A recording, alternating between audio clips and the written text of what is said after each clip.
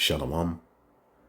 First and foremost, I want to give all praises to the Heavenly Father, Yahweh, Bahasham, Yahweh Shai, Bahasham, Rachakwarash. Double honors to the apostles, the bishops, and the elders at Great Millstone who rule well. Peace and salutations, as always, to the elect. And I wanted to go into this real quick. As you can see, this is an article from 2021.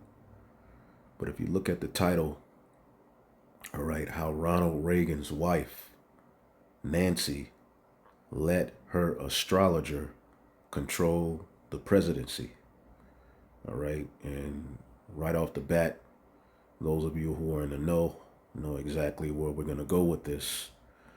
But instead of reading, this long, drawn out article, all right, we're just going to go to a few shorts and a few videos on it. Pretty much letting you know that the scriptures pinpointed, all right, who these Edomites were and what they would be into, all right, which pretty much the foundation of Esau, Edom, all right, goes back to the spirit of the serpent. That's why when you get in the book of Revelation, all right, there's 2 times where it points to Esau, Edom, all right, in ancient Rome and the revival of it as that old serpent called the devil and Satan, all right. And when you go into the scriptures, as we'll show you, all right, that term serpent, all right, has nothing to do with a literal snake, all right, or a serpent who ruined the world, all right. But as the scriptures say, flee from sin as from the face of a serpent, all right. And when you go into it, ultimately that is speaking to a man, a nation of people, all right, who come to do the bidding of Satan. And when you deal with it, it deals with all kind of left-hand practices, witchcraft, magical arts, and everything else that we're going to show you. But if you understand that, the U.S. presidency is nothing more than something put in place by the elites who own this corporation, all right, what do you think the elites themselves, all right, who own the corporation, because America is nothing but a corporation. That's why you have a president, okay, and so forth. The people who own it, you don't think they go and tap into, all right, these same magical arts on an even higher level, all right, communing with all of these, demons on the left hand, all right, Satan himself. Absolutely they do, all right. But what I'll do is let's bring this up here real quick. Give me 1 second. All right, and there's various videos on this. All right, but it's interesting. I never heard of it, but a brother just recently sent that article. But man, the astrologer who managed the Reagan presidency behind the bastards. All right, and let's just get a few shorts, and we'll get into some scriptures as well and close it out. I don't want to make it too long. So Joan Quigley, very famous astrologer. She ends up going on like the Merv Griffin show. A couple of years after that, President Ronald Reagan is shot. Joan Quigley starts telling people that she actually predicted that something very bad would happen to Ronald Reagan that day. Nancy Reagan immediately gets in contact with Joan Quigley, is immediately hooked, and is like, I need you around. You have to understand, this all goes back to the ancient Roman Empire. How they use these astrologers and stargazers and monthly prognosticators. It all is reminiscent of ancient Rome as well, because that's what they did in what you call your inauguration. Right, when you deal with an augur, as a matter of fact, let's see if I can pull it up. Right now you can see here, inauguration, the beginning or introduction of a system, policy, all right, the formal admission of someone to office, a ceremony to mark the beginning of something, the inauguration of the modern art museum. All right, now within this word is, you see augur. Let's look that up. Okay, as you can see here, all right, portent, all right, of an event or circumstance, important, all right, a good or bad outcome. The end of the Cold War seemed to augur well.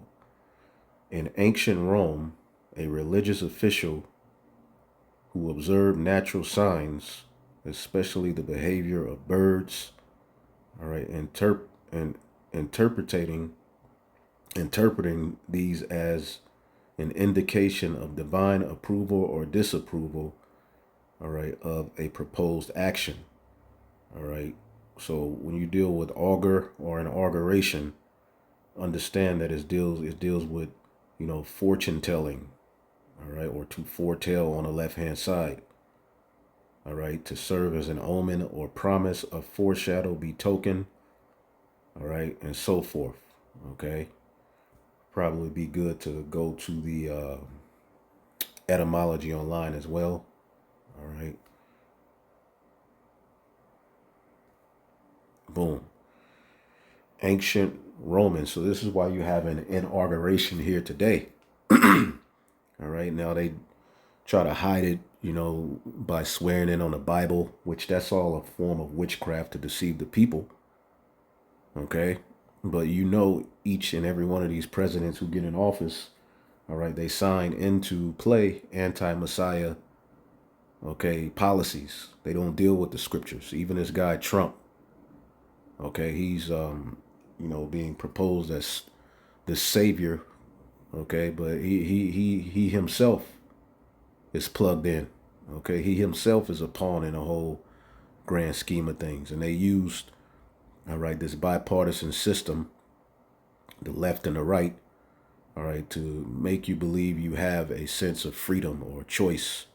Ancient Romans, all right, functionaries whose duty was to observe and interpret, all right, auspices or reputed natural signs concerning future events. So they were, trying to foretell the future, and they would tap into these different, mediums and, people who dealt, all right, and they're doing that now.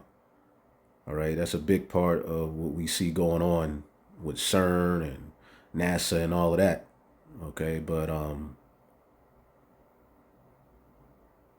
the more popular theory is that it was from the Avis bird because of the flights, signs, feeding of birds were important objects of divination and so forth. And you can look more into it if you find something that's worthy of putting on a comment board. You can put it as well, but that's what augury or inauguration really goes back to. But it's being presented unto you today. If you just look it up, see if you inauguration, all right, it's the ceremony, investure with office, act of simony, formally introduction, yada yada yada, and so forth. But it's all the same thing. Okay. It was the ceremony by which augurs obtained or endeavored to obtain the sanction of the gods to something that had been decreed by man. All right. However, in particular, it was ceremony by which things or persons were consecrated to gods if the signs observed by the inaugurating priest were thought favorable. The decree of man had had the sanction of the gods, and the inaugurito was complete.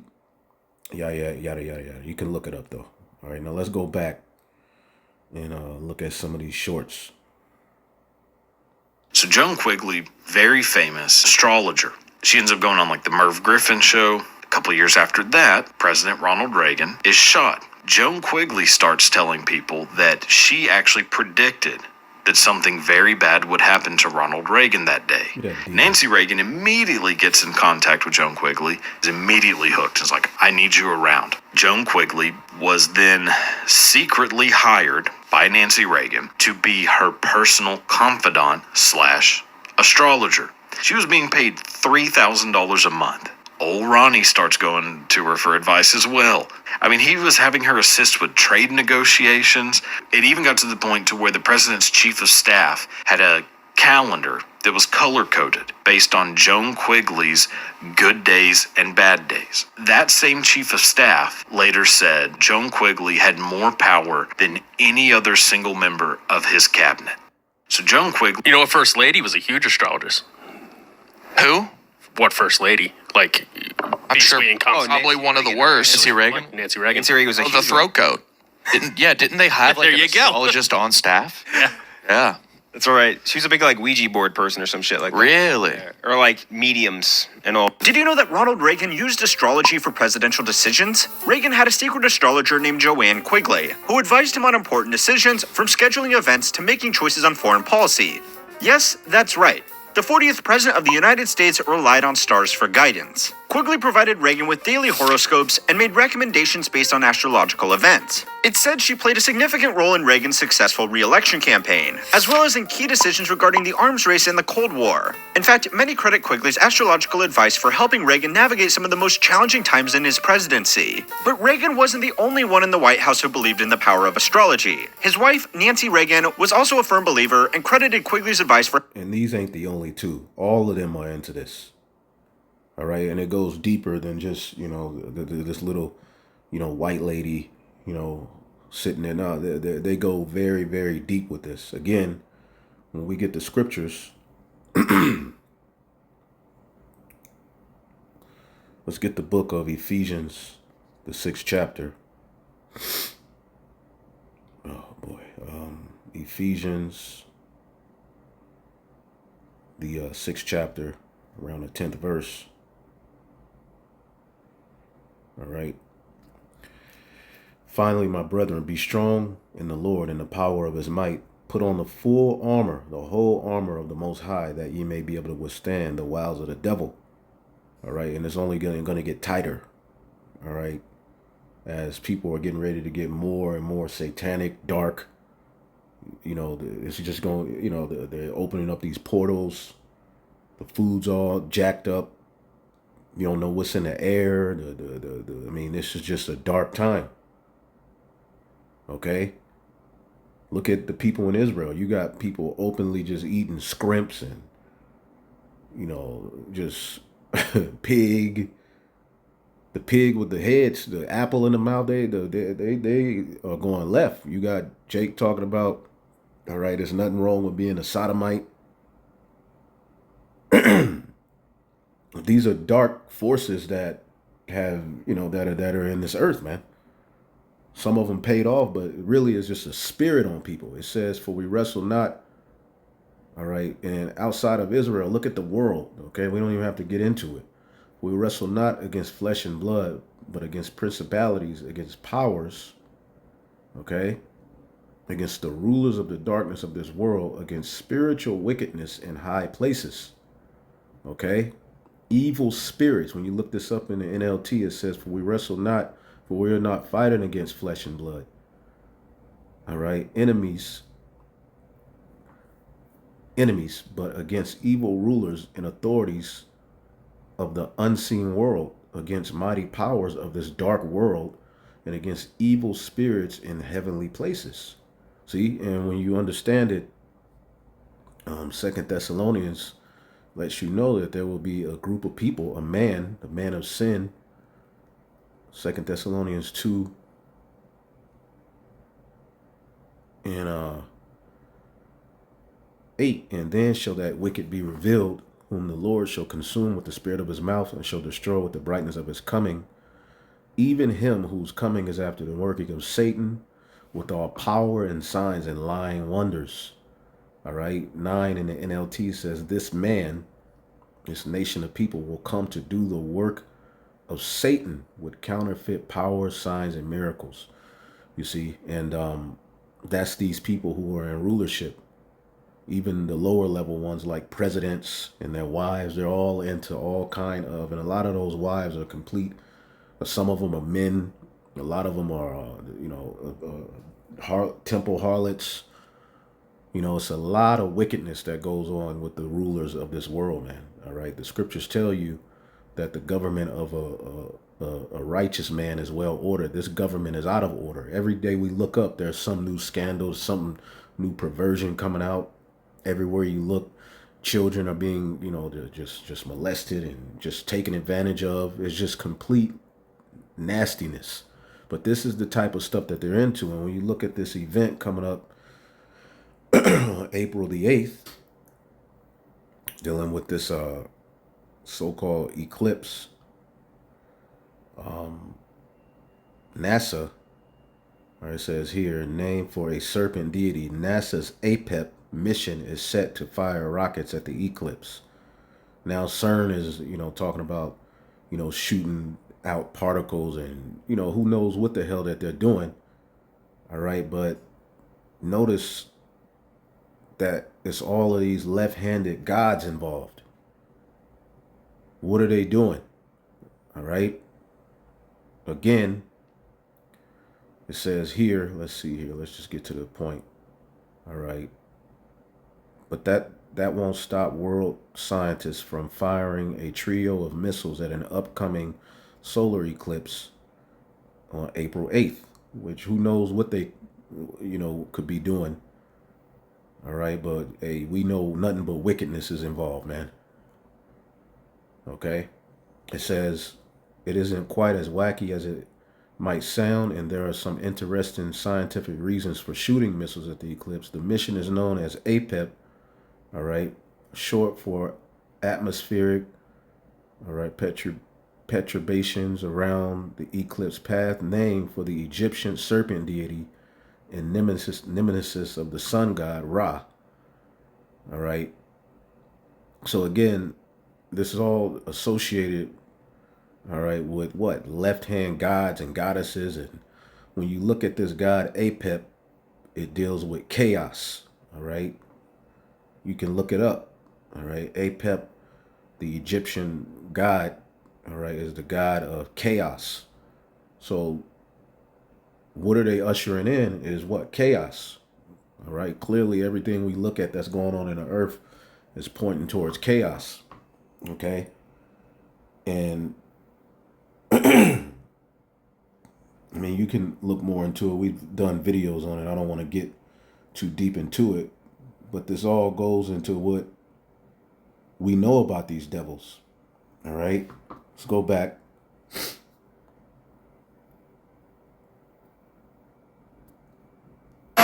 Astrologer Joan Quigley was hired to read charts for one of the most powerful couples on Earth, and some people believed she changed history.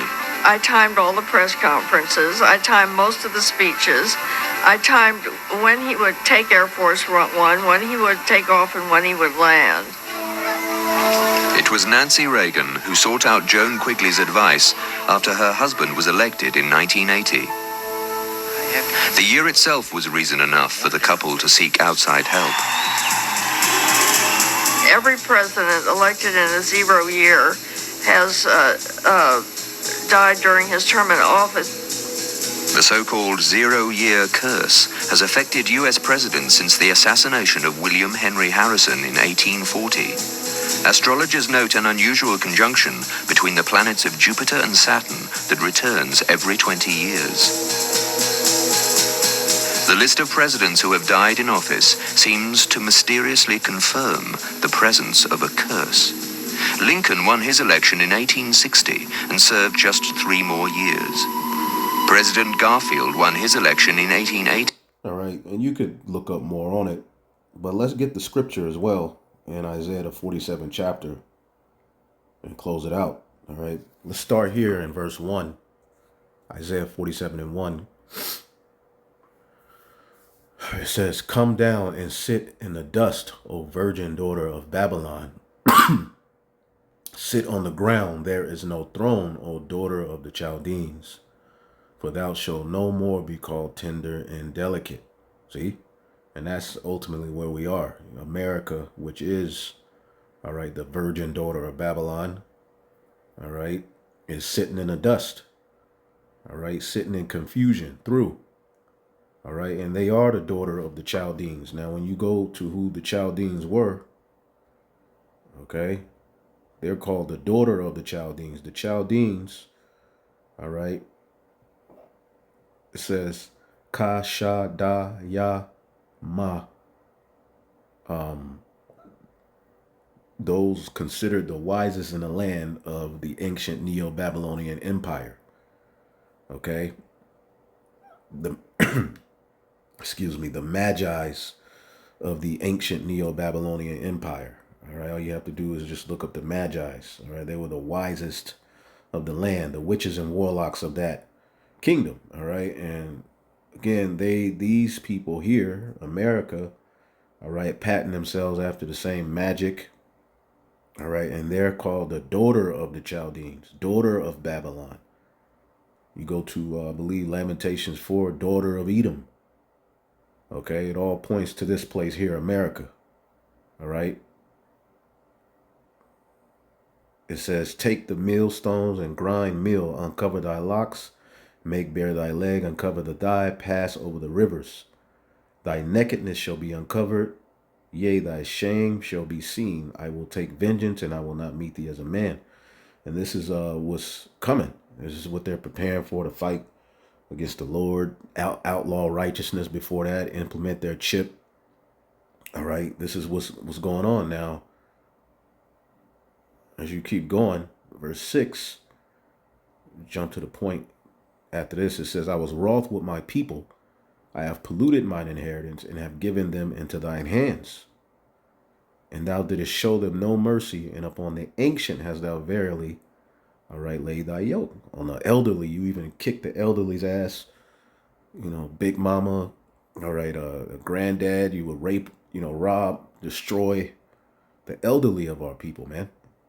Even in this setup now that we're out of the, what you call hardcore slavery, our elderly suffer in this system.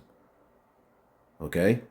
And the Lord was pissed off with us, which is why he gave us into your hands. And our people still don't want to accept of the punishment that the Lord has put us through under these people. And why we're here in this low condition and what's next. All right. And Esau has said, I shall sit as a lady forever, so that thou didst not lay these things to thine heart, neither did thou remember the latter end of it. The Edomites haven't, they haven't, ruled with the thought of what can happen because of my actions. Now they're hearing the prophets, so they're trying to move and hurry up and establish this NWO. But this is the kick. It's too late. And the Lord is letting you know that judgment is coming. I'm going to jump to verse 10. For thou hast said, thou hast trusted in thy wickedness. Thou hast said, no one seeth me. Thy wisdom and thy knowledge it hath perverted thee. And thou hast said in thine heart, I am, and there is none else beside me. Therefore shall evil come upon thee. And he's saying that he is, in the form of his science, he's saying he's God. All right. And there is nothing else that's true outside of him. Therefore shall evil come upon thee, and thou shalt not know from whence it riseth, and mischief shall fall upon thee, and thou shalt not be able to put it off, and desolation shall come upon thee suddenly, which thou shalt not know. See, stand now with thine enchantments, and with the multitude of thy sorceries, wherein thou hast labored from thy youth. All right, since the garden. See, if so be thou mayest be able to profit, if so thou mayest be able to prevail. Thou art wearied in the multitude of thy counsels. Let now the astrologers and the stargazers and the monthly prognosticators stand up and save thee from the things which shall come upon thee. See, and that's ultimately what this this demon, okay, who was hired by, Ronald Reagan's wife. And this is what they're doing now. Okay. This is what's happening. They're basically calling on these scientists, these witches and warlocks, these priests and priestesses on the left-hand side to save them, all right, from the aforesaid destruction that is being prophesied by the prophets. That's ultimately written in the scriptures. That's the pretty much one of the points of CERN is to pretty much find the God particle and understand the beginning and rewrite the the whole story. That's what they want to do. Which you can look around the internet. Most likely, you go to Rumble and Odyssey, and those different, I forget the name of the other ones, but they have different platforms that'll give you better information. But when you look up CERN, pretty much they're up to no good. They're trying to overcome what is. Okay. And they're not. It's not going to happen. Okay. Here you go, CERN and the secret power, April 8th, eclipse, end times, it's all kind of stuff out there. I remember, bros, we was studying it some time ago. But I remember one time, these devils were messing around and the Lord showed them something, But again, this is what's happening. See, nothing but the left hand up to no good. All right. And again, let's see if all of these astrologers, stargazers, and monthly prognosticator can save you, all right, from what shall come upon thee, because ultimately you're going to be as stubble, as that next scripture says, behold, they shall be as a stubble. And who's going to be as stubble? All right. Let's get it. Yep. Obadiah verse 18, and the house of Jacob shall be a fire, and the house of Joseph a flame, and the house of Esau for stubble, for they shall kindle in them and devour them, and there shall not be any remaining of the house of Esau, for the Lord hath spoken it. Okay, so that's what Isaiah 47 and 14 is alluding to. You see, let's ultimately see if all of these left hand blessings you've been blessed with are going to ultimately get you to victory and can show you a way out. Shalom.